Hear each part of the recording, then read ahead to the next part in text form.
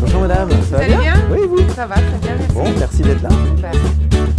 Donc mon projet se travaille sur un territoire en éducation prioritaire, un territoire assez complexe, sur lequel il y a un sentiment de défiance vis-à-vis de l'institution scolaire, avec des familles qui sont souvent éloignées de l'école, qui pensent qu'elles n'ont pas leur place ou leur rôle à jouer au sein de l'institution scolaire.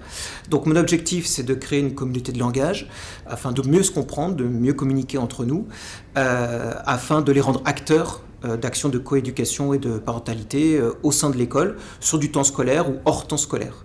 Oui, en fait, pour moi, l'école est quand même un lieu assez fermé. Et je trouve que les parents ont du mal à accéder en fait et à voir et savoir exactement ce qui se passe à l'intérieur. Donc c'est vrai que moi, c'est la première année que je suis parent d'élève et avant j'allais régulièrement par rapport à mon fils à l'école, mais c'était en maternelle.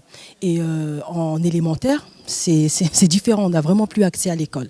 Donc c'est pour ça que j'ai décidé aussi d'être parent d'élève.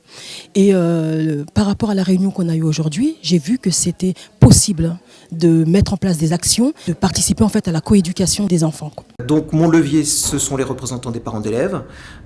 Donc je travaille avec eux pour valoriser leur rôle au sein des écoles. Et in fine, derrière, l'objectif, c'est de pouvoir toucher les enfants et nos élèves.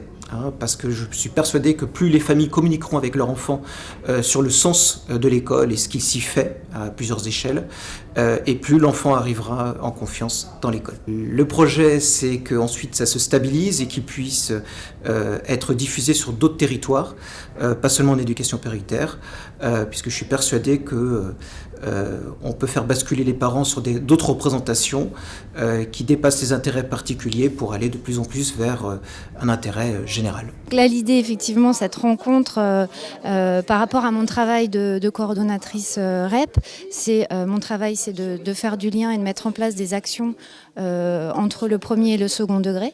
Et les parents, ils sont aussi présents autant dans le premier que dans le second degré. Nos problématiques en REP, c'est justement de faire que l'école travaille en partenariat avec les parents.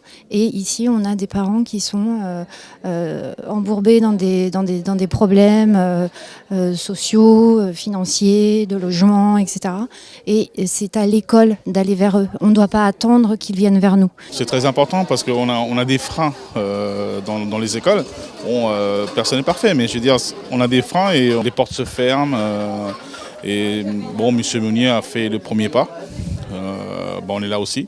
Et on prend notre temps, on se déplace, on est motivé et donc ça aide. L'action de M. Meunier, moi je le supporte 100%. Je lui dis bravo.